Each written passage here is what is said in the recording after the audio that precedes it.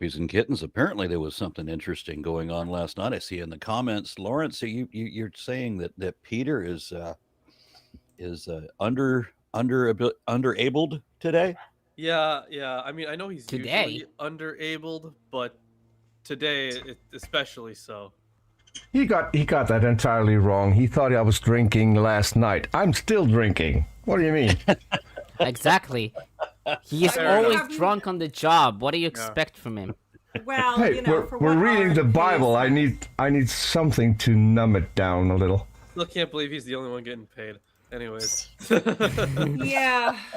Well, I might have to go with some weed since it's a little too early for alcohol here.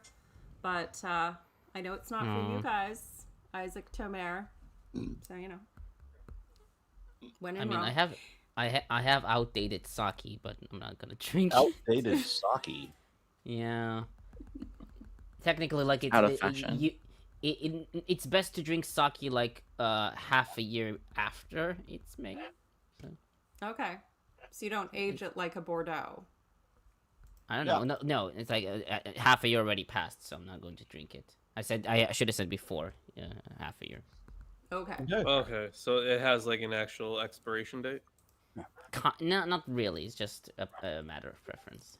I mean, it. Okay, turns... gotcha. Okay. So you're okay, gotcha. Okay, It's slightly less than optimum date. okay. Less than optimum. I guess. Best before, not expired. Best if used by. Oh no, there Best aren't enough use legs in this expiration wine days. glass or something stupid. Just have some alcohol, man. Hush, you absolute heathen. All right, so we are. my... I think we agree Sorry. we're doing Esther 5 today. Indeed. Yes. Okay. Yes. Do we need any preface? Listen, I don't know, man. I'm still recovering at how quickly this all came together, because we had planned the show today, and then Arn was like, "Whoops, forgot about that one." So it all kind of came together at once. In And- fairness, I also forgot and was literally like folding laundry, and I still have no makeup, which is fine in person, but on camera looks very washed out because I'm white. So See, I did remember, but I was fine if we had skipped it, because I was like, I'll just work on like some other things. It's fine. And then last minute it was all like, no, let's do this. So I had to engulf a sandwich that I made. Well, And- we couldn't skip it. We had to do it right now because otherwise I might disappoint you. Aww. And while I'm sipping 49-year-old whiskey, I'm the only one sober enough to see that we already have super chat. Woo! All right, so Balthazar 228 offers $9.99 and says if there were any answers in Genesis, they'd have moved on to Exodus long ago. They're still looking. Well, I did see a meme, and it's true. The Bible is, in fact, incredibly accurate when thrown from a distance of less than 10 feet. Very good. So I'm going to begin reading then. Let's say, on the third day, Esther put on her royal robes and stood at the inner court of the palace in front of the king's hall. The king was sitting on his throne, on his royal throne. Damn it. Stop. The king was sitting on his royal throne. Where is that line? Your royal throne in the hall facing the entrance. When he saw Queen Esther standing in the court, he was pleased with her and held out to her the gold scepter that was in his hand. So Esther approached and touched the tip of the Just scepter. tip? Just the tip. Then the king asked, "What is it, Queen Esther? What is your request? Even up to half the kingdom, it will be given you." She's queen, right? Doesn't she already own it? All right. "If it pleases the king," replied Esther, "let the king, together with Haman, Whoa. Boo! come today to a banquet I have prepared for him." Bring Haman at once, the king said, so that we may do what Esther asks. So the king and Haman went to the banquet Esther had prepared. As they were drinking wine, the king again asked Esther, "Now, what is your petition? And it will be given you. And what is your request? Even up to half the kingdom, it will be granted." Esther replied, "My petition and my request is this. If the king regards me with favor, and if it pleases the king to grant my petition and fulfill my request, let the king and Haman come tomorrow to the banquet I will prepare for them. Then I will answer the king's question." Is this seemingly a little redundant? Anyone else? It's just me. Okay. Yeah, it's a storytelling trope from the era. There's nothing to be done. Yeah. Arn, All right. Arn, Haman went out Arn. that day happy. Arn, What? from one Dudist minister to another, I think you mispronounced "Hey man." I'm mispronouncing. I am mispronouncing Haman every opportunity I get. See, because Haman is not. No. We should be pronouncing it Haman because I don't want to keep confusing it with, like Paul Heyman. You know the Or- absolute badass. All right, I will mispronounce it. Haman went out that day happy and in high spirits. But when he saw Mordecai at the king's gate and observed that he neither rose nor showed fear in his presence, he was filled with rage against Mordecai. Nevertheless, Haman restrained himself and went home. Calling together his friends and Zeresh, his wife, Haman boasted to them about his vast wealth, his many sons, and all the ways the king had honored him, and how he had elevated him above all the other nobles and officials. And he used words like stupendous and tremendous and more than anyone's ever seen. Yeah. And that's not all, Haman added. Yeah. I am the only person Queen Esther invited to accompany the king at the banquet she gave. And she has invited me with the king tomorrow. Was Haman orange by any chance? But all of this gives me no satisfaction as long as I see that Jew Mordecai sitting at the king's gate. His wife Zeresh and all his friends said to him, "Have a pole set up, reaching to a height of 50 cubits, and ask the king in the morning to have Mordecai impaled on it.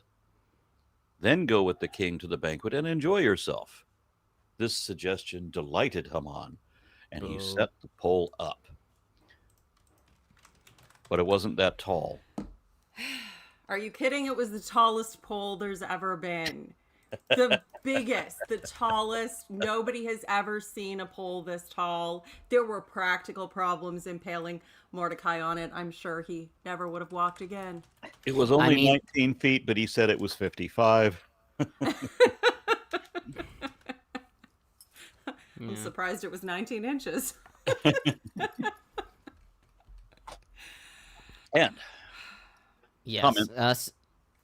So it should be noted that I know that Aaron or the others made a joke about the golden scepter, but some scholars actually think there is a certain sexual innuendo going on, at least according to T.K. Beale and Robert Alter.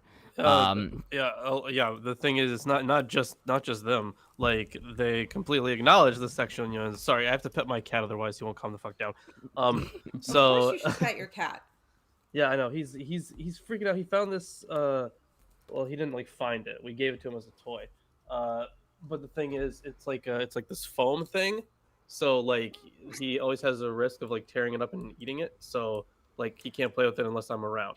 Get him a beanbag mouse filled with catnip. It has exactly the right weight to make their hunting instincts go crazy, and it's floppiness and toss, and they'll forget all other toys for at least a week. Okay, I'm gonna have to try that. So the what was I saying? Right. The sexual innuendos are, god damn it, cat. So the sexual innuendos are pretty explicit here. Well, not explicit, right? They're innuendos, but there's the stuff in here. There's a lot of similar things in the same period, right? So if you compare something like Ruth, for example, there are also some sexual innuendos in Ruth, and they all come from the same period. So they're definitely having a bit more fun in this era writing. Yes. I mean, it's amusing given the puritanical, hyper suppressed sexuality that religion has turned into. When you go back and you read the ancient stuff, some of the the writings about Inanna and her husband, and the furrowing and the fruit and the cream in the fields, it's very sexual. Some of the stuff that was the basis of, say, a similar story to Cain and Abel. There was a lot of sex was just a part of life, and also a part of religion, and sometimes an explicit part of religion. But that whole thing about creating life and that being the vibe, it was not hidden. It was not, it was very much part of the dialogue, implicit in the dialogue. And I mean, that is how you get people. So,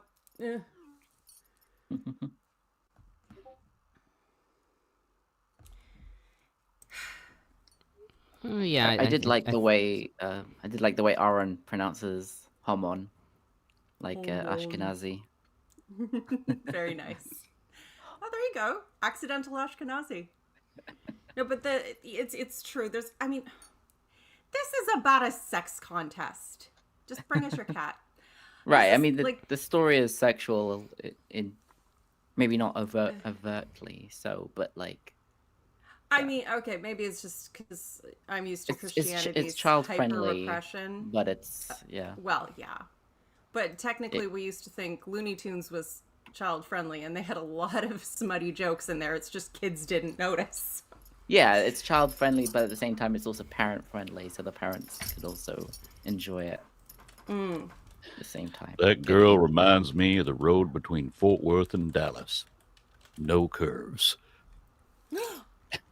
That's one of my favorite lines from what a Foghorn Leghorn. One of those hidden adult jokes there. Oh yeah. Duke of Many Things says, Aaron, it's a 4 foot 11 inch scepter, and it's pissed off about being 4'11". That sounds right. Okay. Does it also have a teeny tiny little mushroom at the end? I mean, if it was made from solid gold, it probably drooped a little bit. Jamie Wells offers $20. Thank you. And says, hello to all my fellow godless heathens, and I absolutely loved your interview with Dr. Judy. Thank you so much. Yeah, I have to catch up on all your interviews. You've had so many interesting ones lately. Thank you. Thank you kindly.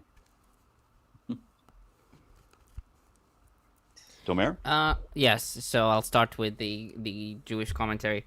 So, on verse 1, Esther put on her royal robes. Chazal in Talmud Megillah 15a wrote that Esther wore a divine spirit of inspiration, as seen in 1 Chronicles 12:19, quote, and the spirit clothed Amasai, end quote.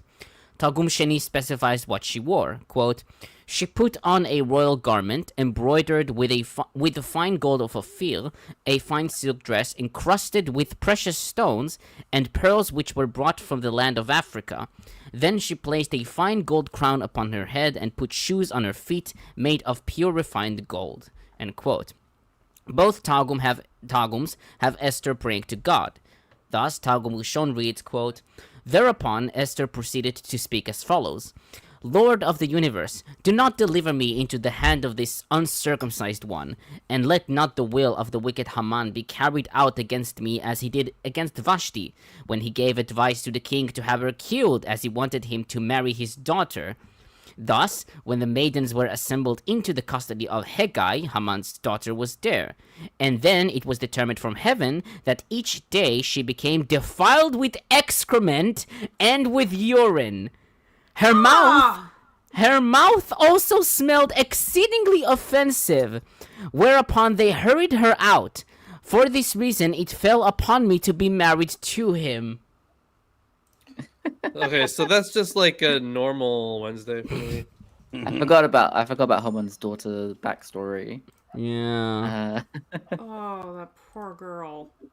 I mean, I know it's not real, but it's just, I've heard of shit talking, but Jesus Christ. Oh God. Yeah, she's like the butt of the joke of the book, I guess. Of course. Because what would religion be if we didn't just bring in a random innocent woman and insult and degrade her constantly as part of the joke? Yeah. Okay, on verse 2, Talmud Megillah 15b reads, quote, Rabbi Yochanan said, 3 ministering angels happened to join her at that time. One that raised up her neck so that she could stand erect, free of shame, one that strung a cord of divine grace around her, endowing her with charm and beauty, and one that stretched the king's scepter. So she had divine Viagra. Okay then. Yeah. On verse 3, even up to half the kingdom it will be given to you. According to Talmud Megillah 15b, half the kingdom refers to the construction of the temple, which began during Cyrus's days, and who wished to stop, in Ezra 4, 1-5.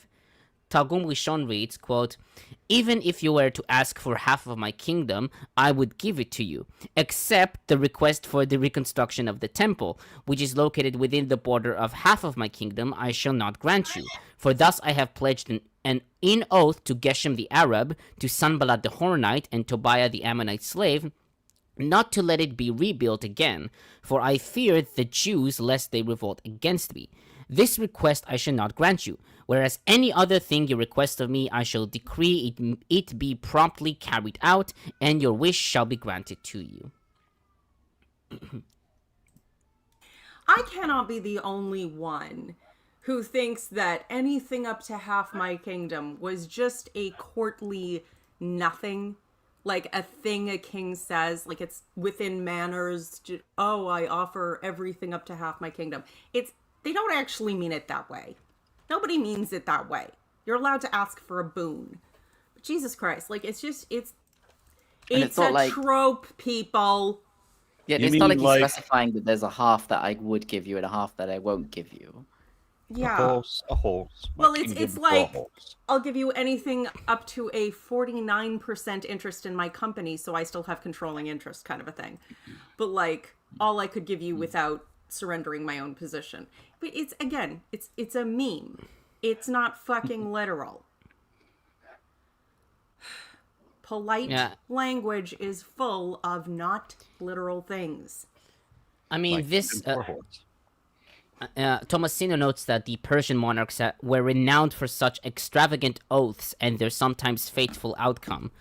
According to Herodotus in Histories 524, Darius used similar hyperbole in his effort to lure Histiaeus, tyrant of Miletus, to accept a position as his advisor in Susa, quote, all I have will be yours, end quote. Herodotus also depicts Xerxes as a man who made ill-considered promises to the woman in his life. In Histories 9, 109 through 113, Herodotus reports that Xerxes, who had been having an affair with his niece, vowed to give her anything she requested. She foolishly demanded that he give her the robe that he was wearing, which had been handmade by Xerxes' wife, Amestris. Though he tried to persuade her to take another gift, she would have none of it. So Xerxes gave her the robe, which she decided to wear in public. When Amestris was told that the robe she had made for Xerxes was being worn by the niece, her suspicions of the king's infidelity were confirmed. Rather than take vengeance on the mistress, Amestris decided that it was the woman's mother, the wife of Xerxes' brother, who was really behind the affair. At the king's birthday banquet, Amestris asked that Xerxes place the mother in her power. Xerxes felt compelled to honor the request because, quote, it is impossible among them that one who makes request when a royal feast is spread before the king should not receive it, end quote. Histories 9:111. Amestris had the woman horribly mutilated and sent back to her home and husband. Good God. Offer me money.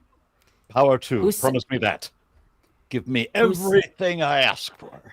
Anything you want. I want Yeah. my father back, you son of a bitch. How did I know you would know what I'm quoting?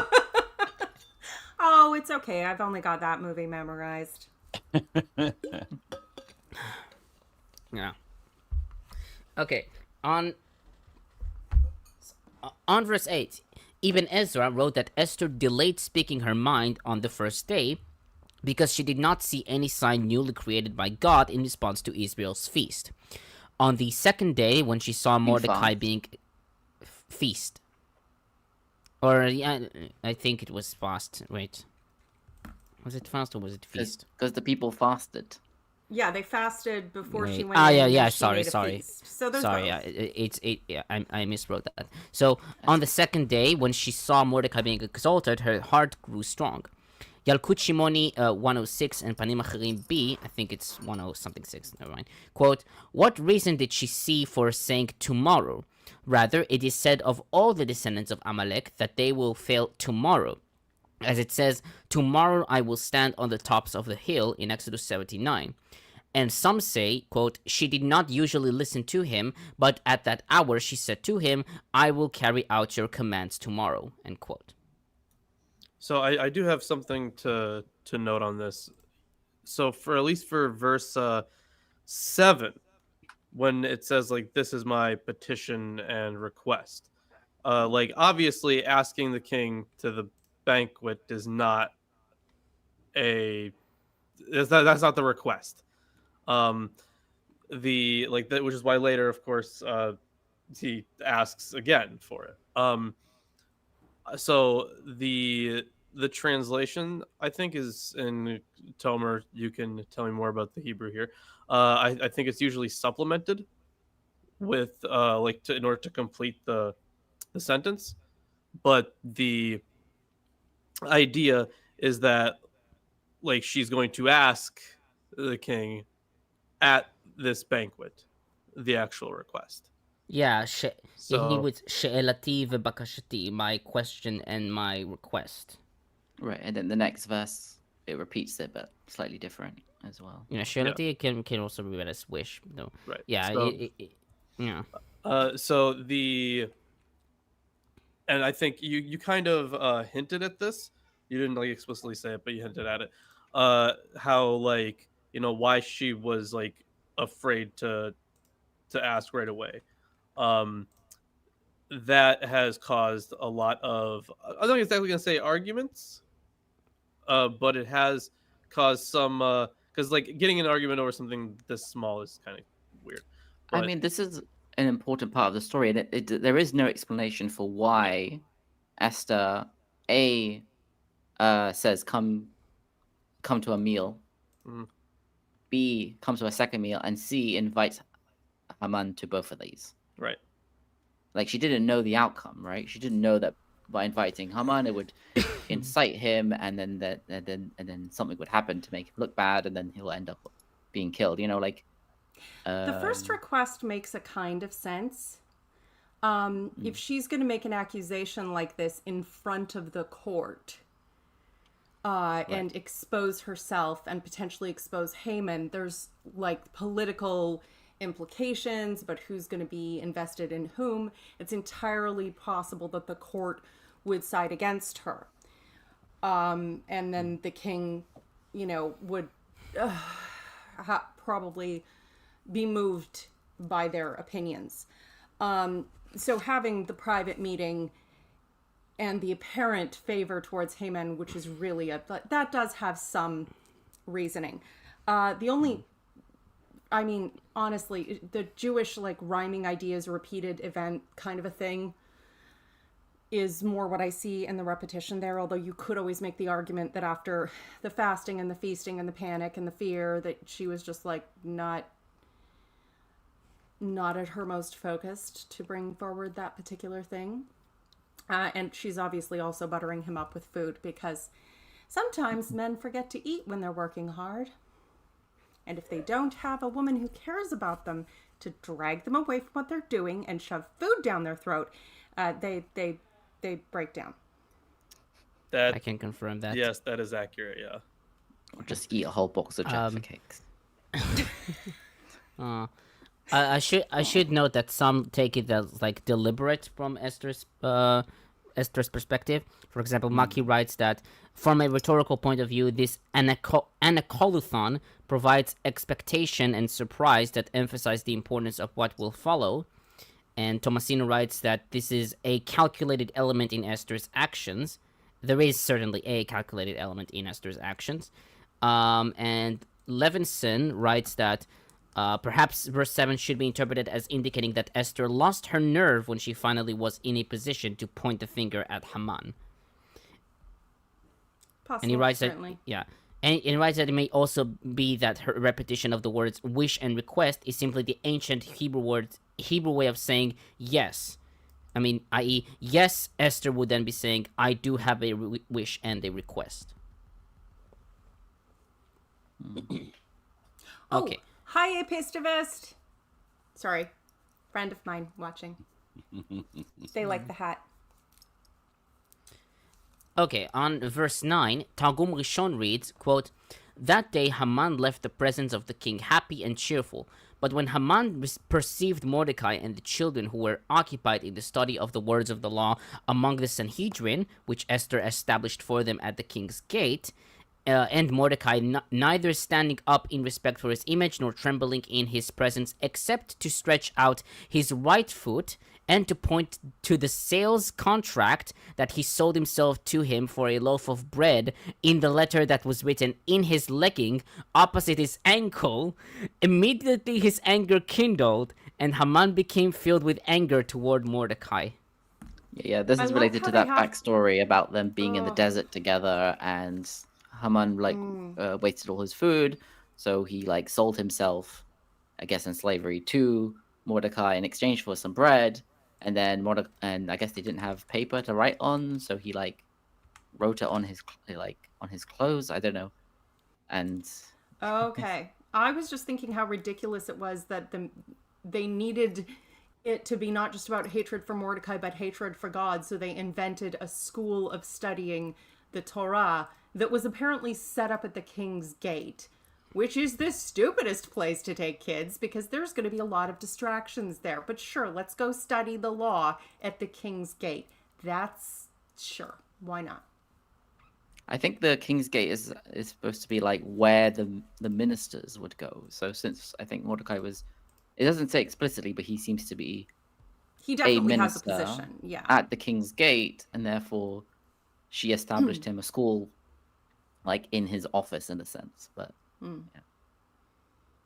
yeah, I can't remember exactly the. I And definitely you have learned about weird the footsie kids and how they gestures. helped. But yeah. Yeah. Okay. And finally, on 14, according to Esther Rabat 9.2, among all of Haman's advisors, 365 in total, there was no one capable of giving counsel like Zeresh. The Midrash in Esther Rabat 9.2 and the Targums explain why it was suggested to Haman that Mordecai should be hanged. Quote, If you drop him into a fiery furnace, Hananiah and his cohorts have already been rescued from it. If you place him in the lion's den, Daniel already emerged from it. If you incarcerate him in prison, Joseph already emerged from it. If you ignite a fire in a vat beneath him, Menashe, king of Judah, already pleaded, and the Holy One, blessed be he, acceded to his plea, and he emerged from it. If you exile him to the wilderness, his ancestors already procreated in the wilderness, and they were confronted with numerous ordeals, and passed them all and were rescued. If you blind his eyes, Samson took numerous Philistine lives when he was blind. Rather, hang him on a gibbet, as no member of his people has survived it.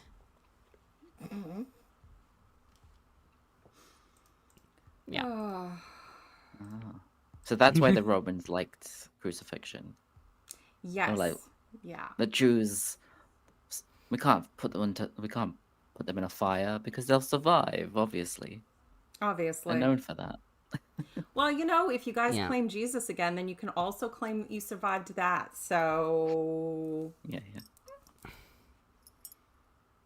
Yeah, does it specify the number of, the length? Yeah, 50 cubits, okay, it does. Okay, Surprised it didn't mention drowning. um, Because, I mean, the Jews, they I suppose you'd You've got have parting the Moses seas and the Jordan River to get you out of drowning. I mean, that would make sense. Yeah. No, I don't think there is something about It's interesting they didn't mention that because you got like Moses. yeah. Yeah, you have the magic water powers. Don't Yeah. know why Okay. it's like Aquaman.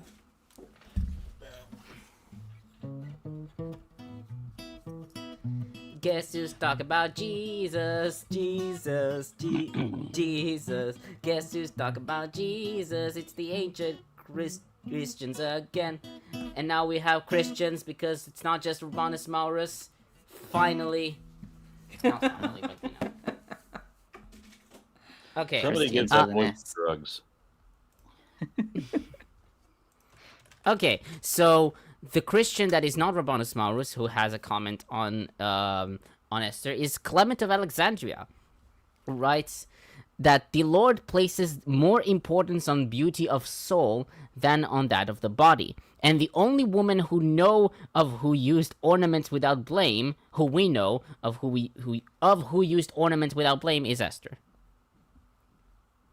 Yeah, it was very looked down upon in especially early Christianity to like put a whole bunch of like jewelry on and stuff, because essentially you were thought to be like, oh, you're just turning into one of the Greeks or one of the Romans, you know, dressed in all fancy in their clothes. You're and showing off. Right, yeah. They don't like women to look pretty or feel pretty or have wealth or power or anything, you know, good. Yeah, the pastoral epistles have a lot about that, especially.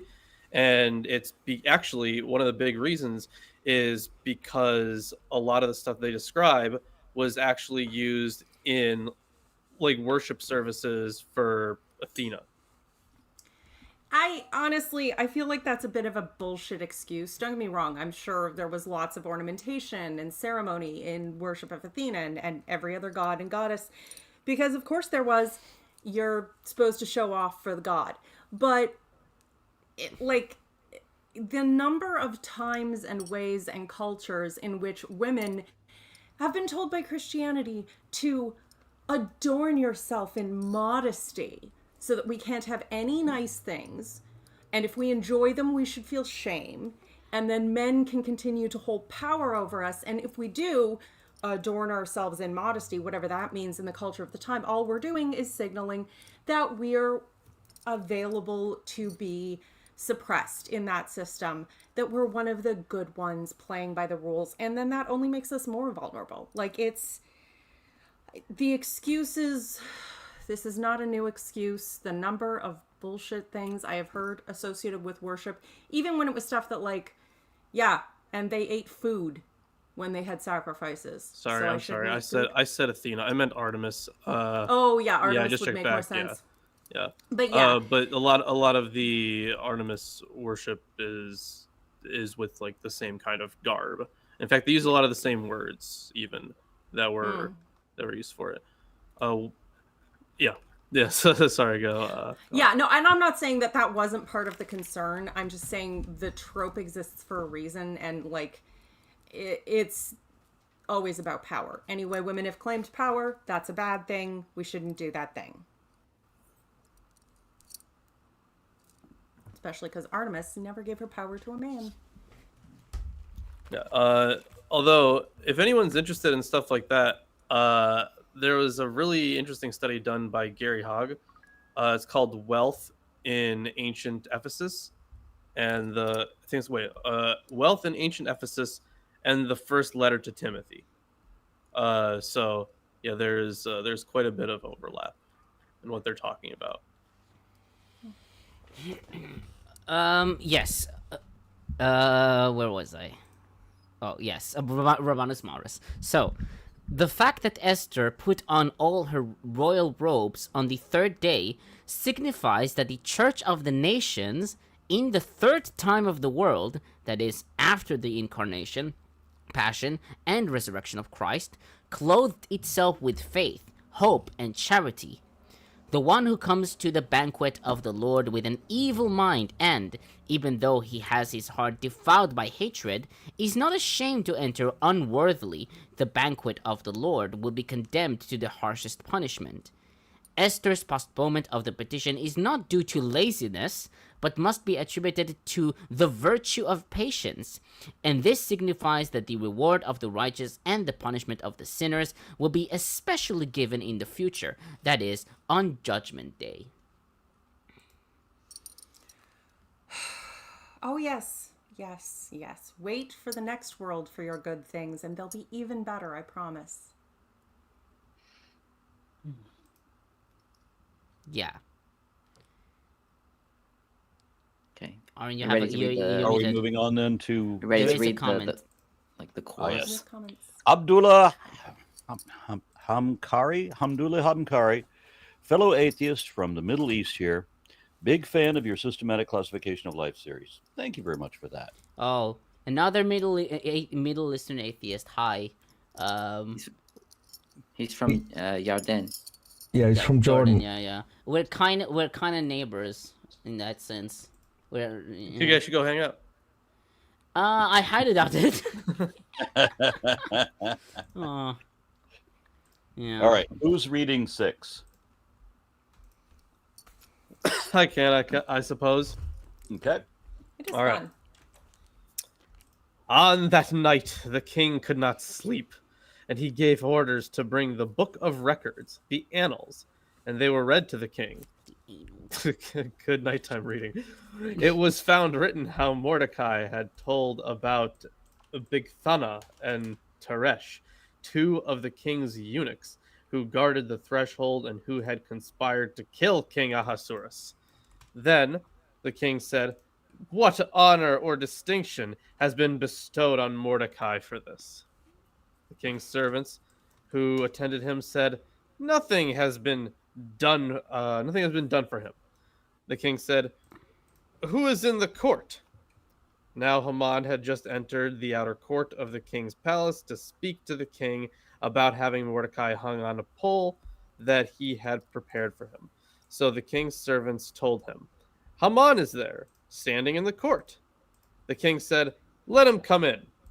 So Haman came in, and the king said to him, "What shall be done for the man whom the king wishes to honor?" Haman said to himself, Whom would the king wish to honor more than me?" So Haman said to the king, "For the man whom the king wishes to honor, let royal robes be brought, which the king has worn, and a horse that the king has ridden, and with a royal crown on its head. Let the robes and the horse be handed over to one of the king's most noble officials. Let him robe the man whom the king wishes to honor, and let him conduct the man on horseback through the open square of the city, proclaiming before him, 'Thus shall it be done for the man whom the king wishes to honor.'" Then the king said to Haman, "Quickly, take the robes and the horse, as you have said, and do so to Mordecai, the Jew, who sits at the king's gate. Leave out nothing that you have mentioned." So Haman took the robes and the horse and rode Mordecai and led him riding through the open square of the city, proclaiming, "Thus shall it be done for the man whom the king wishes to honor." Then Mordecai returned to the king's gate, but Haman hurried to his house, mourning and with his head covered. When Haman told his wife Zeresh and all his friends everything that had happened to him, his advisors and his wife Zeresh said to him, "If Mordecai, before whom your downfall has begun, is of the Jewish people, you will not prevail against him, but will surely fall before him." While they were still talking with him, the king's eunuchs arrived and hurried Haman off to the banquet that Esther had prepared.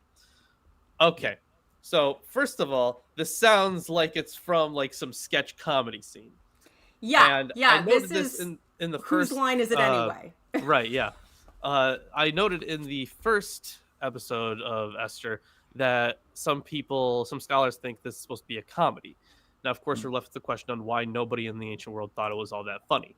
But it's very clearly funny. It very clearly is. There are some comic elements. Right. There's no denying that. Yeah, and this is pretty funny. This is pretty funny. It's He's like, hilarious. surely he's talking about me. Yeah, I and the mean- commentators add some more stuff. You have like, so why was the king sleeping badly? Well, he'd just been invited by his queen to a meal with Haman, and then he asked, what does she want? And she said, well, I want to invite you to another banquet with Haman. So he was curious, and he thought maybe these two are plotting something against me, and this was making him uneasy and couldn't sleep. And he thought, oh, maybe why would people want to plot against me? Maybe there's something I haven't done correctly, someone I haven't rewarded. So he checked the Chronicles to see. You've also got the bit about so like he says, quick, do this to, and it says Mordecai the Jew, and there's this idea of like, he said Mordecai, and Haman's like, who? There's loads of people called Mordecai. And he's like, Mordecai the Jew. He's like, oh, there's lots of Jews called Mordecai. He's like, the one that sits at the king's gate. You know, That guy. like, get that way. Yeah, And then there's there's also a- this thing Yeah, about well- part of his backstory is he was a barber for like 19 years or something like that.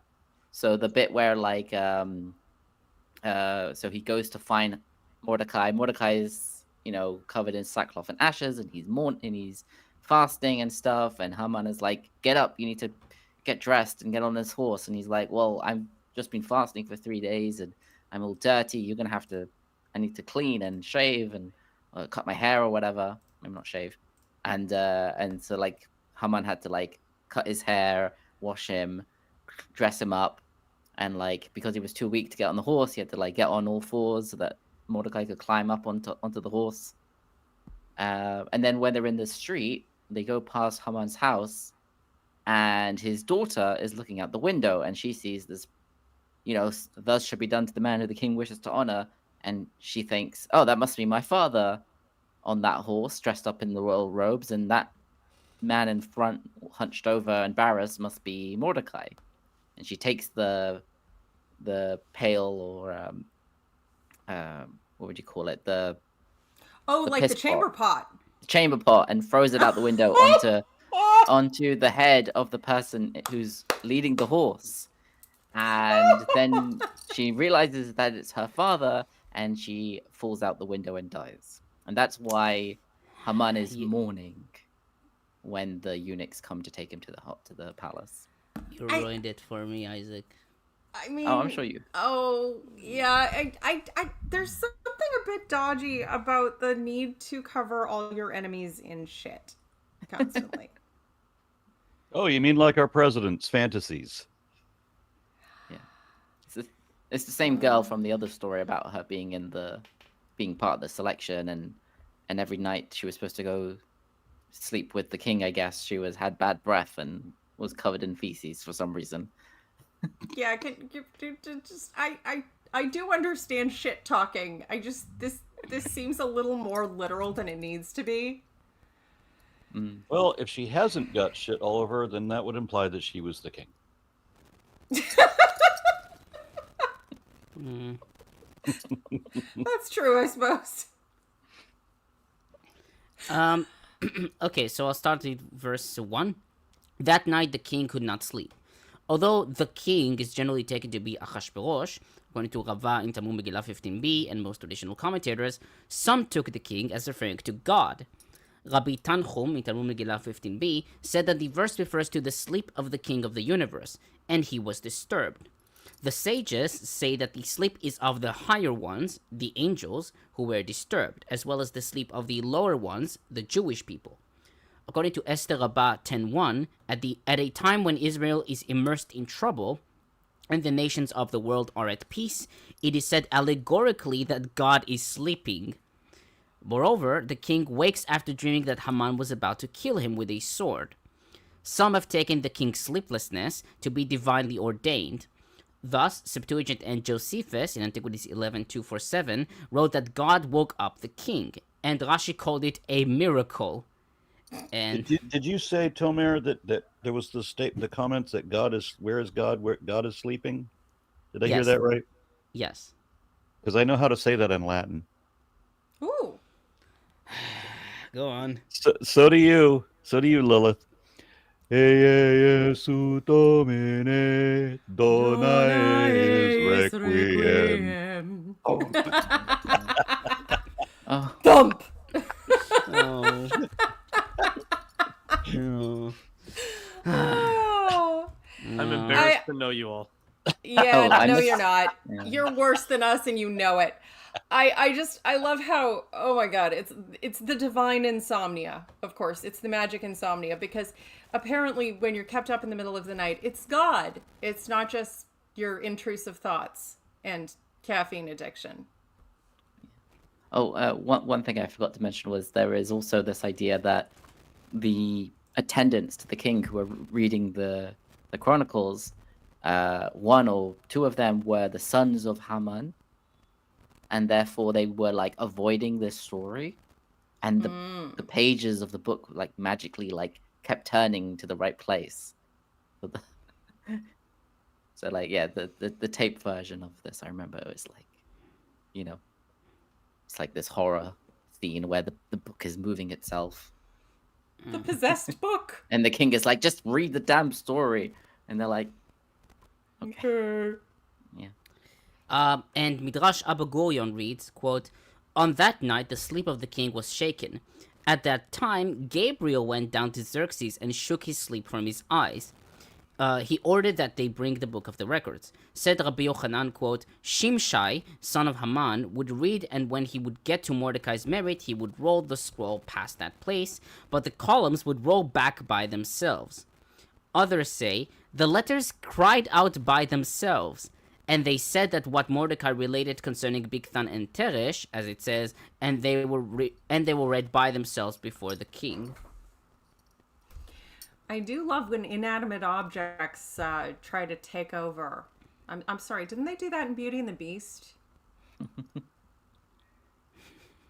Oh. On verse 6, Talmud Megillah 7a reads, "It is taught in a Baraita that Rabbi Eliezer said, the book of Esther was said with the inspiration of the divine spirit, as it is stated, and Haman thought in his heart. If the book of Esther was not divinely inspired, how was it known that what Haman thought in his heart?" Rabbi Akiva says, the book of Esther was said with the inspiration of the divine spirit, as it is stated, and Esther obtained favor in the sight of all those who looked upon her, in 2:15. This could have been known only through divine inspiration. Hey, what Yes. was that citation about the spirit? How do you There explain is- this obvious fictional element to this story? Must have been God. Esther 2:15. Or the citation of the quote? Yeah, citation of quote. Talmud Megillah 7a. Okay. Okay, on verse 8, some Midrashim suggest that Haman was aiming for the kingship. Pirkei de Rabbi Eliezer 50 reads, quote, "Haman said in his heart, he does not desire to exalt any other man except me. I will speak words so that I will be king just as he is. He said to him, let them bring the apparel which the king wore on the day of the coronation, and let them bring the horse upon which the king rode on the coronation day, and the crown which was put upon the head of the king on the day of coronation. The king was exceedingly angry because of the crown. The king said, it does not suffice this villain, but he must even desire the crown which is upon my head. Haman saw that the king was angry because of the crown. He said, and let the apparel and the horse be delivered to the hand of one of the king's most noble princes." Okay, so that's just explaining why it says the crown at the beginning of the verse, but at the end of the verse it omits it. Yes. Okay. On verse 10, Targum Sheni reads, quote, "Whereupon the king said to Haman, hurry up and take the purple robe and the horse as you have suggested, and do accordingly to Mordecai. Said Haman to the king, which Mordecai? The king replied to him, to Mordecai the Jew. Haman then said to him, there are many Mordecais who are Jews. To which the king replied further, to the one for whom Esther established the Sanhedrin at the entrance of the royal palace. Said Haman to the king, I beg of you, kill me, but do not order something like this upon me."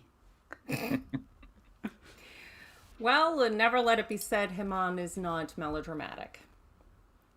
Yeah. Now in verse 11, Talmud Megillah 16a reads, as Haman was taking Mordecai along the street of Haman's house, Haman's daughter was standing on the roof and saw the spectacle. She thought to herself that the one who is riding on the horse must be her father, and the one walking before him must be Mordecai. She then took a chamber pot full of feces and cast its contents onto the head of her father, whom she mistakenly took as Mordecai. When Haman raised his eyes in disgust afterward and looked up at his daughter, she saw that he was her father. In her distress, she fell from the roof to the ground and died. Okay, so they covered her in shit, made her disgrace her father, and then they killed her. She killed herself. Yeah, no, I'm talking about the storytellers. Yeah. Yeah. She covered herself in shit and then flew out the window. Well, Yeah, it's not in so- the text, sorry. and it No. could be two different like sources. This Yeah. is the fanon. Yeah, I mean, it probably is the same one, but I don't know. It's just that she died the same way as all of Putin's political opponents. Accidentally. Yeah. So Segal explains, quote, this expansion of Esther 6, 11, and 12 is exegetically linked to the scripture report that Haman hasted to his house in mourning. For this to make sense, the Midrashic plot requires that a death should have occurred in Haman's family while Haman was conducting Mordecai through the streets of Shushan, since at the end of chapter 5, Haman was still in a merry spirit, and since the start of chapter 6, all his actions have been accounted for and there has been no occasion for him to learn about any death. Thus, the Midrashic story in which Haman's daughter fell from the rooftop during the procession, and as a result of it, satisfies the needs of the Agadic logic. Furthermore, the event is engineered in such a way that she has brought her disaster upon herself by means of her malice towards Mordecai. The detail of the chamber pot was evidently stimulated by the reference to Haman's having his head covered, quote-unquote, and it subjects the villain to a finishing touch of complete and utter mortification. okay. Yeah, that's his one head way to covered put in it. mourning is what the verse says. Yeah. Yeah. How much fan fiction you can build on that? On like 3 words? Actually, 2. It's No, 3. Yeah. a lot. 4. It's a lot. Yeah. I mean, that's what the additional writings seem to be. Really weird fan fiction by someone who needs to deal with their issues with. Yeah. And finally, Talmud Megillah 16a reads, Rabbi Yehuda bar Ilai interpreted a verse homiletically. Why are these two fallings, Nafol and Tipol, mentioned here? The wise men said to Haman, this Jewish nation is compared in the Bible to the dust of the earth, and it is also compared to the stars in heaven. This teaches you that when they descend to the dust, and when they rise to the stars. Accordingly, when Mordecai is on the rise, you will be utterly incapable of prevailing over him. I do really like this quote. When they descend to the dust, and when they rise to the stars. Kind of summarizes Jewish history, in my opinion. You're not Kinda. wrong.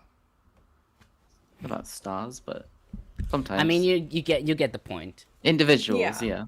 yeah. Yeah. When it's good, it's very good, and when it's bad, it's horrid. Yeah. Okay, so the ancient Christians. There are more than Rabbanus Maurus here. So we have Jerome, who said that God removed sleep from the eyes of Achashverosh, so that he might turn over the memories of his faithful ministers and calm on Mordecai, by whose evidence he had been delivered from a conspiracy. Cassian said that Achashverosh's thoughts were inspired by the Lord when he was moved to examine the annals and remember the good deeds of Mordecai. Afahat said that Mordecai's persecution under Haman foreshadows the different phases of Christ's persecution. And Rabbanus Maurus said that the change in Haman's behavior is caused by the right hand of the highest, so that he, who had been arrogant toward everybody, might become viler and weaker than anybody else. I love the way they use foreshadows or this reminds me of the only thing I think about. Does foreshadow mean anything otherwise? Well, they think that everything culminates with Jesus, right? So, I mean, there is generally that position theologically. I mean, sad, tropey Sunday school teachers will still say things like, history is his story about Jesus. It's all about Jesus. And you're like, I'm studying the Aztecs. No. Really, no. Really, no. Yeah, that's it. All right, then. Are we moving on? yeah. Okay. Of course. Yes. All right, let me jump over to... We're doing 7 now, right? Yep. Yes. Okay. So, the king and Haman went in to feast with Queen Esther. On the second day... I'm a little confused, because the previous story 2 chapters ago was on the 3rd day. Now we're on the 2nd day. That the 3rd day of the fasting. Okay. And then this is the 2nd day of the feasting. Yeah, Of the so remember feasting. at the beginning of the last chapter, it was on that night, the night Okay. before. Yeah. So this is the 2nd day. On the 2nd day, as they were drinking wine, the king again said to Esther, "What is your petition, Queen Esther? It shall be granted you. And what is your request? Even to half my kingdom it shall be fulfilled." Then Queen Esther answered, "If I have won your favor, O king, and it pleases the king, let my life be given me. That is my petition. And the lives of my people, that is my request. For we have been sold, I and my people, to be destroyed, to be killed, and to be annihilated," because that's somehow different than being killed or destroyed. "If we had been sold merely as slaves, men and women, I would have held my peace, but no enemy can compensate for this damage to the king." Then King Ahasuerus said to Queen Esther, "Who is he, and where is he who has presumed to do this?" Esther said, "A foe and an enemy, this wicked Haman." Then Haman was terrified before the king and queen. The king rose from his feast in wrath and went into the palace garden, but Haman stayed to beg his life from Queen Esther, for he saw that the king had determined to destroy him. When the king had returned from the palace garden to the banquet hall, Haman had thrown himself on the couch where Esther was reclining, and the king said, "Will he even violate the queen in my presence, in my home?" As the words left the mouth of the king, they covered Haman's face. Then Harbona, one of the eunuchs in attendance on the king, said, "Look, the very pole that Haman has prepared for Mordecai, whose word saved the king, stands at Haman's house, 50 cubits high." And the king said, "Hang him on that." So they hung Haman on the pole that he had prepared for Mordecai. Then the anger for the king abated. Yay. How did they hang him? Oh, well, it depends on which translation you're looking at. Yeah, if he was just as likely he impaled. would have been impaled. Yeah. Yeah. That was a thing in that place and time. Yeah, it would have been impalement. It would have been he was impaled on top of the not hung by the arm, not crucified on the pole. No. Well, the crucifixion thing is a I'm gonna pull up a comment on it, but yeah, I think in the Greek text it does say that he was crucified. Yeah, but that wasn't really a thing in ancient Persia. That was No, it? it was, yeah. Oh, crucifixion in the sense we think of. Yeah. I mean, lots it of started people with Persia, yeah. They started with that. Oh, Yeah. okay. but Is crucifixion supposed to be like death by exposure as opposed to death by like impalement or hanging? The thing with crucifixion is it does strangle you, but very, very slowly. Whether your arms are nailed or not, your feet are, and that makes it extremely painful for you to push up and breathe. And like you're, So it's a combination of exposure and slow, miserable suffocation. So,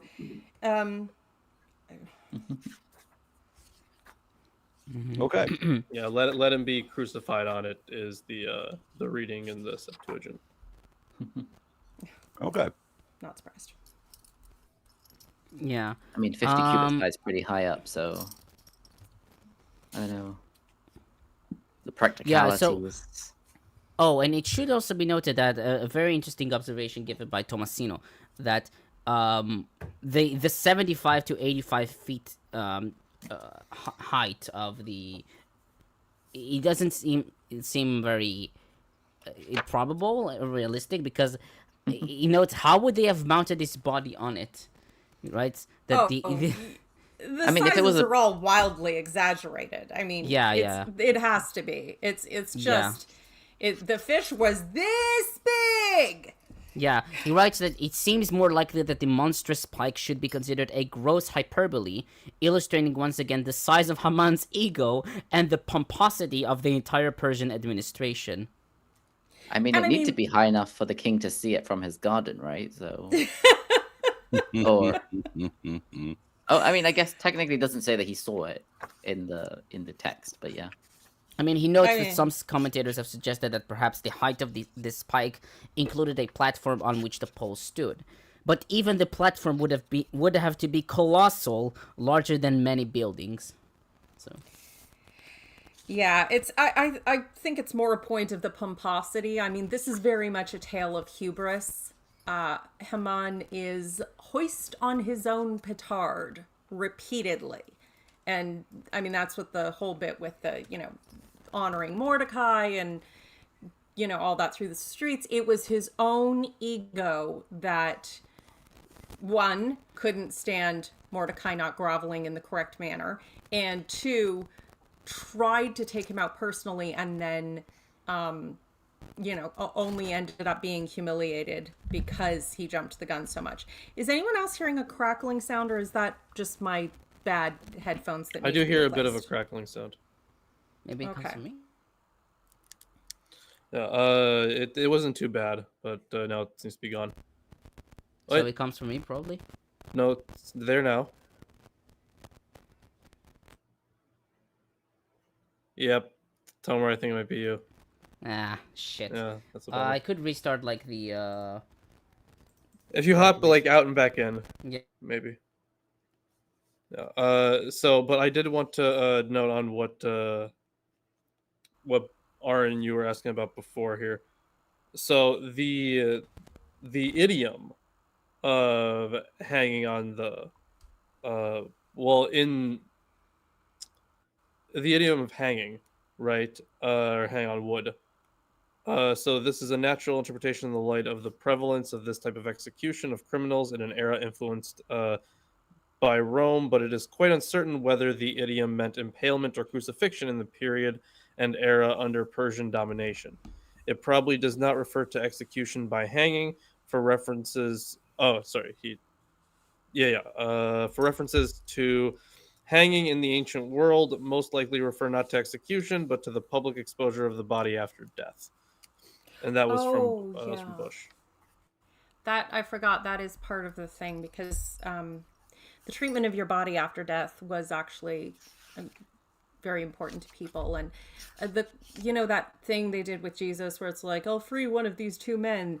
The closest that Rome ever came in history to doing anything like that was a special boon given to because of a feast or a festival or a deity or something. They gave a special boon to one of the convicted felons that after he was executed, instead of just throwing his body in a pit, they would give it back to his family. So that's like the desecrating the body of the dead to perpetually dishonor them and shame their family is definitely a trope that would be an actual part of the punishment. How about now? How about now? Sounds Oh, fine. yeah. Okay. I didn't Okay. hear the sound that Lilith was hearing before. So. Seems to be okay. Okay, good. So I'll start with the verse 2. Queen Esther, what is your petition? It will be given. It will be given you. Targum Rishon adds later, quote, however, wait until your son Cyrus, in other manuscripts Darius, will grow up and inherit my kingdom. Cathcart et al. Notes that the opinion that Darius was Esther's son from Xerxes is reflected in Leviticus Rabbah 13:5. Quote, the latter Darius was Esther's son. He was ritually pure from his mother's side, but ritually impure from his father's side. Yeah. On verse 5, Masberektext reads, and King Achashverosh said, and he said to Esther the queen, etc. Talmud Megillah 16a reads, Rabbi Abahu said, at first he spoke to her through the translator, who would interpret on his behalf, because he thought that she was a common woman of lowly ancestry. Once she told him that she came from the house of Saul, immediately it says, and said to Esther the queen. Achashverosh himself spoke to her as if she had a royal lineage. She was a woman befitting his status. End quote. Targum Rishon has Esther saying, quote, the adversary, is this wicked Haman, who sought to slay you yesterday in the evening in your bedchamber, and to dress himself today in royal garments, to ride on your horse, and to lower the golden crown, literally headband, upon his neck, to rebel against you, and to take away the kingdom from you. But the matter was arranged in heaven for that honor to be bestowed upon the righteous Mordecai, the brother of my father. Damn, girl. Yeah. That's starting again. Yeah? Yeah. You might just have a bad connection. Like a loose wire on your mic, or Yeah, it could be something that needs to be replaced. A lot of plug-in and unplug-in. Hopefully that fixes it. But If that issue... okay, so how about now? It's gone right now. Yeah. It's very, very light anyways, so it doesn't really... Okay, so... I don't know how loud it is on stream, but... Okay. So I should check it, like, because I used to record songs on this. I mean, I haven't been... It's been a long time, but, like, if that's happening on there, so I'm kind of fucked. Okay, so on verse 6, Talmud Megillah 16a reads, quote, Rabbi Elazar said, this teaches that she was in fact pointing toward Achashverosh, indicating that in fact he was an adversary and enemy, and an angel came and pushed her hand toward Haman, end quote. Segal comments, quote, when reading Midrashic exegesis, we cannot necessarily assume that the author was trying to create a credible reconstruction of the biblical episode. If we keep this premise in mind, then we might regard Esther's stifled indictment of Achashverosh as more a reflection of the rabbi's assessment of the king than of Esther's. However, if Rabbi Elazar was aiming at a psychologically convincing expansion of the narrative, then he probably thought that the excitement of the moment caused her to speak her mind too openly, or that she was temporarily overcome by a desperate fear that Achashverosh was a committed enemy before whom her supplications would be ineffectual. End quote. Targum Sheni gives an etymology of Haman's name, quote, and why was he called Haman by name? Ha-ma-n, the one who wanted to stretch out his hand against the nation of the Jews, who are called the children of the Lord of all, and he sought to kill them.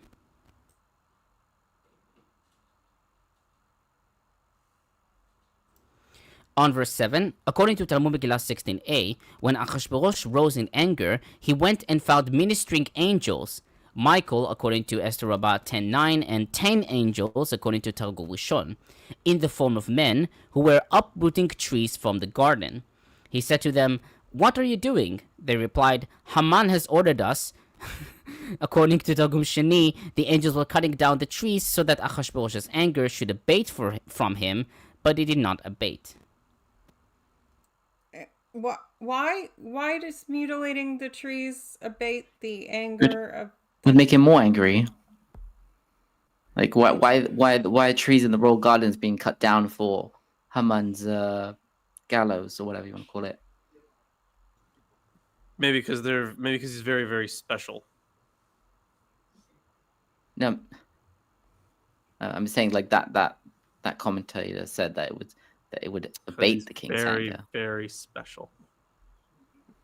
Yes. I mean, it's not really clear. The comment on the Targum reads, "This insertion merely supplies the reason for the king's exit from the wine banquet, in order to calm down.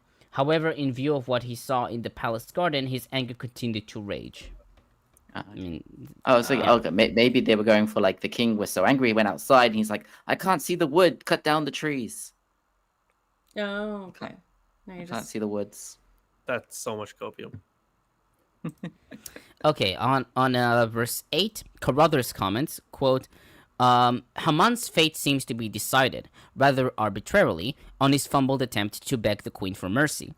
Megillah 16a picks up on the verse's phrasing, containing that rather than falling, it should read had fallen. Quote, Rabbi El-Azar said, this informs us that an angel came and made him fall on it.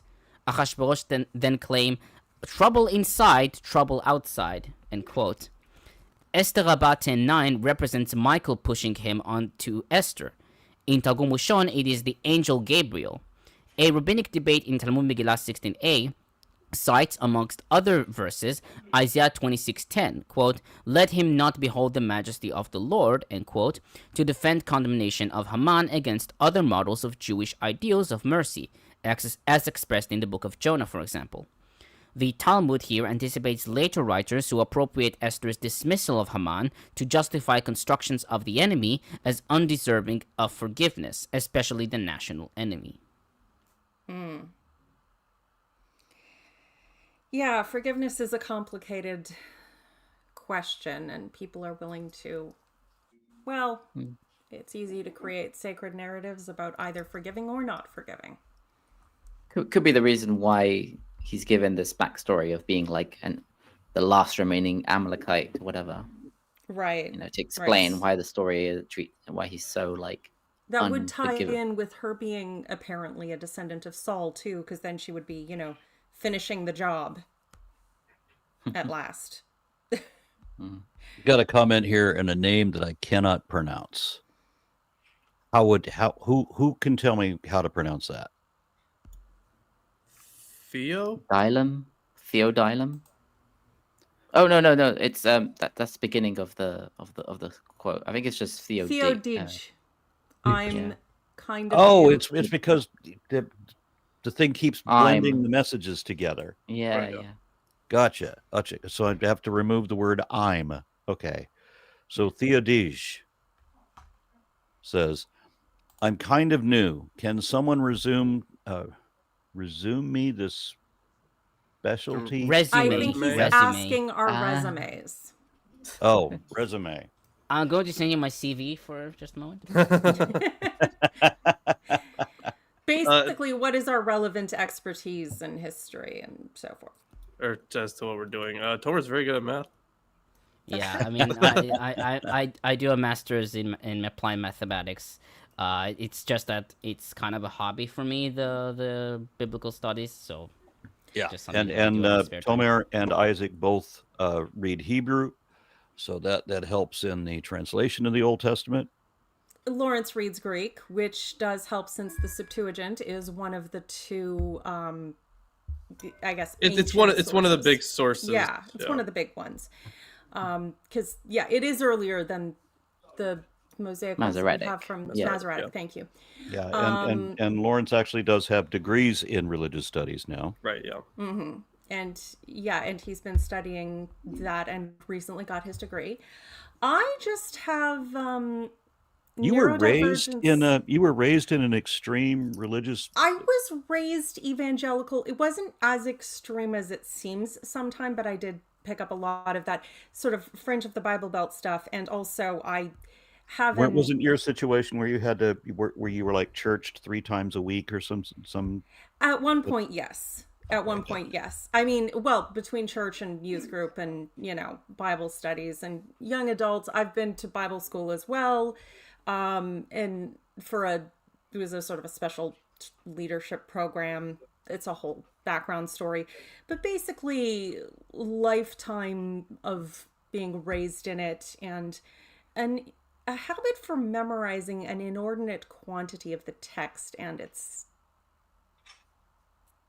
interlaced stories. Isaac, did you have any more I background? don't know what to call that. to include in I would that? say my background is just like, just from like being brought up very, very religious Jewish. But you were And Orthodox also- Jewish, right? Like that's Yeah. Ultra very Orthodox, specific. yeah. Yeah. So, Yeah. And so learning the Bible text, like the Hebrew, from a young age, but also like being brought up with the stories as part of like the atmosphere. Like Mm-hmm. every week we would learn about that week's portion, and Yeah. a lot of the Midrash would come up. And then, I was in like yeshiva as well, and I did pick up a bit of Aramaic, and not that much. And so some of these Talmud stories, like I've read like the whole section. I remember someone making fun of me for like sitting and reading like the English translation and just going through like a whole tractate because of the stories and stuff, rather than what we would normally do, which would be like sitting with a partner and like going over the minutiae of like more legalistic texts, Fair which enough. I didn't find that interesting.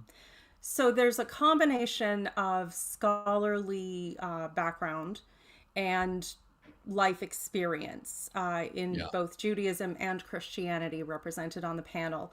I mean, I've made what I might call a layman's study of some of the scholarship associated, obviously not at a degree level, but certainly at a level beyond what your standard evangelical on the street is going to be able to acknowledge. But the additional stories that Isaac and Tomer bring up are from the Jewish traditions. There's a lot of sort of additional add-on stories that are part of the tropes and part of the kids. When you teach kids in Sunday school, in the Torah school, you have all these additional background stories that have been built up over time. And, it's a different set of experiences to my being 5 years old and seeing the felt story of, the Sodom and Gomorrah being destroyed in the city, and then meteor fire, and then broken city, and, but it's a really fundamental part of how religion affects people, because the number of people raised with it and who are completely unaware sometimes of a lot of the tropes that they've taken in. It is relevant. The deconstruction of like, we were brought up with one way of reading the Bible and that's the only way, and then just being able to see like how many different ways you can see the same text, I think is quite important for people. So yeah, absolutely. I like to bring in like, but you might not know this, but there's some people look at this text and they see something completely different underneath, and they bring out this funny story that's based on I'm it. Yeah. very unfamiliar with a lot of the Jewish ways of seeing the text and the Jewish, add-on additional stories. But I am concerned about the Christian one, because they're the ones that are trying to recreate The Handmaid's Tale, because they didn't realize it was a warning, not an aspirational text. So, there are so many different directions to look at the Bible from, and we're trying to strike a balance, as far as I can tell, between scholarship, actual impact of experience, and cultural history there, touching a little bit everywhere.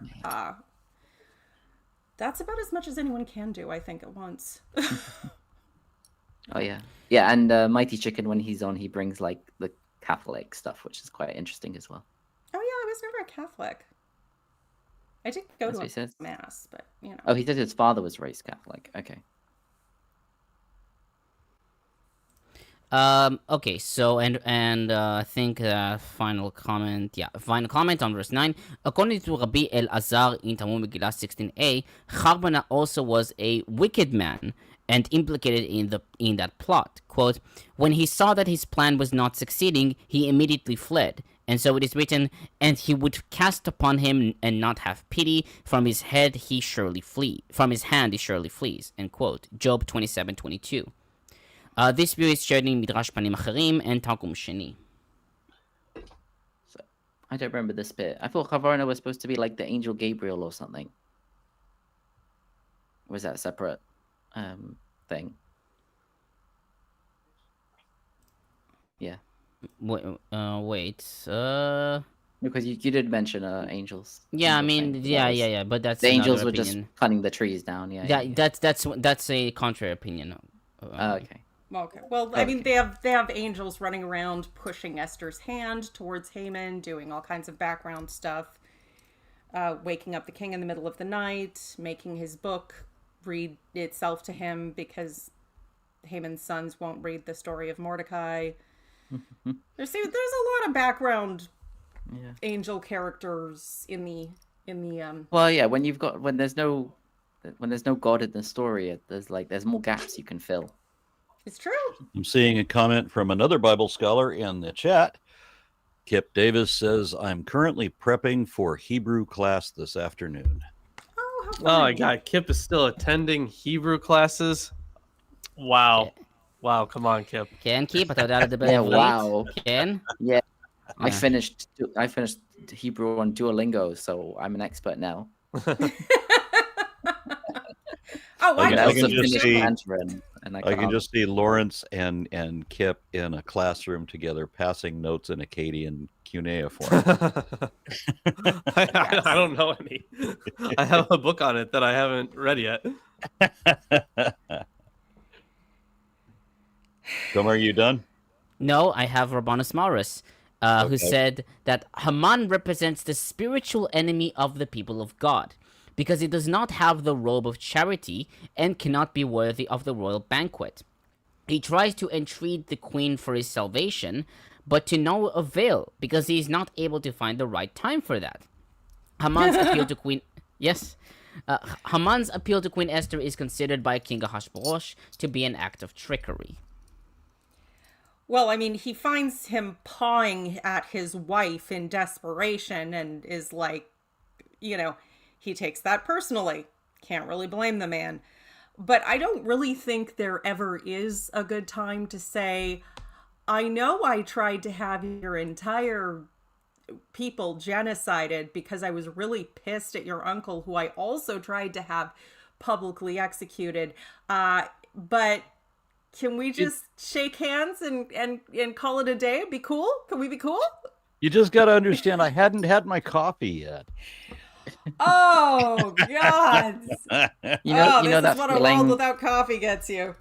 You know that feeling when you wake up when you don't go to sleep the whole night, you go to the king, and then he tells you to go and wake up Mordecai and then dress him up and walk him through the streets, and then your daughter throws trash on your head, and then she falls off the roof and dies, but you haven't had coffee yet, so it's like it's double as bad. So, It's just, he had a bad day. It's the song, right? So you had a bad day. You taking one down. Okay. Now, Tamara? Yes. Okay. Lawrence, what do you think about the next one? So I think that we could potentially finish the book, actually. I can't. we should do an episode where we do all three, the last three chapters. Is that what you're saying? Oh, okay. I mean, I guess. I can do chapter 8, but for 9 I haven't finished it. Okay, fine. Actually, fair enough. So if it's for since you don't have stuff for well, okay. So 9 10 and is 10. basically like not even a chapter. Like it's just like Yeah. a few verses. Yeah. So yeah, I guess it would make more sense then to leave the last 3 chapters. Okay, so we're doing 8, 9, and 10. Did I hear that right? Yeah. 8, 9, and 10 next time. But not this Which Saturday. is this Saturday, yes? no. No. It's not We can this talk Saturday? about the next show. The right, next next Saturday. All right, which is when not we this Saturday. will we meet again? So not this Next- upcoming Saturday. Which is the 1st of December. No, sorry, November. Okay? Today was replacing this coming Saturday. Today was So we will replacing be- the 25th. Okay. Okay. And so the next week will be the next episode. So we're just skipping to next Saturday. Okay. Yeah. All righty then. Yes. And I'm very excited to start Job once we get there. And a couple things. One, I'm definitely gonna see if Chrissy wants to come on because she's That would very be good awesome. with Job. But I want to hear also, what Chrissy has to say. I'm excited for it because I have this. Oh, you motherfucker! That's my bid, not yours. You know what I have? Come on, Tomer, you can share. You have PDFs. That's what you have, Tomer. No, I have this. I have Hacham's commentary on Job. Ah, okay. Boys, Oh, you're yeah, both I got other pretty. commentaries on Job as well, but You can split the Christians. They have so much oh, nonsense to say splitting about Christians. I just met them. this. All right Yeah, then. no, I was using this when I was writing my my capstone paper. Very nice. Oh, Kip says he has many thoughts about Job. I would say Kip could come on, but I don't know. He's not really a. It's not really a scholar. Yeah. He's especially not a Job scholar. You guys, so The shade of it all. I don't even know if he's read Job. I don't think he even had a Job before. Do you remember, Aaron, when you Get a real Job. Yeah, right. Get a real Job. Do you remember, Aaron? It was a while ago now. You had a debate with like some kid because you didn't because he had to be young because like I don't think you knew when he challenged you to a debate. But Oh yeah. he said the Book of Job. Oh, That was the kid who referred Aaron to the video of Ray Comfort that he did a Right. whole reply God. to. Yeah, Yeah, Oh, he you said the Book of sweet Job. summer child. Yep. yeah. Job met Saturn and got Saturn. what's his- That tracks. That tracks. outstanding. All right. Close it up, people. Final comments. Final comments. Join the Discord. Unless you're stupid. Yes, Give the him I money. promoted Behold Tomer's Network. Discord half Oh, yeah. an hour ago already. You're watching the I was Behold wondering when you were going to bring that up, Lawrence. What? I What other said- Discord? Never heard of it. No, the first time Aaron said, so we're ending the show, I promoted Tomer's Discord server, and I was waiting for you to promote yours, but it took you quite a while. So it's not that That's sad. What a important. bummer. Anyways, the real Discord, the Behold Network Discord, also the Behold Network channel. That's all you need to do. Those are the only important things in life. No. To And crush to- your enemies, to see them driven before you, and to hear the lamentations of the women. Tomer, take us out. No, don't leave. I'm lonely at night. Aww. You could just read some annals. Better than reading anals. It's a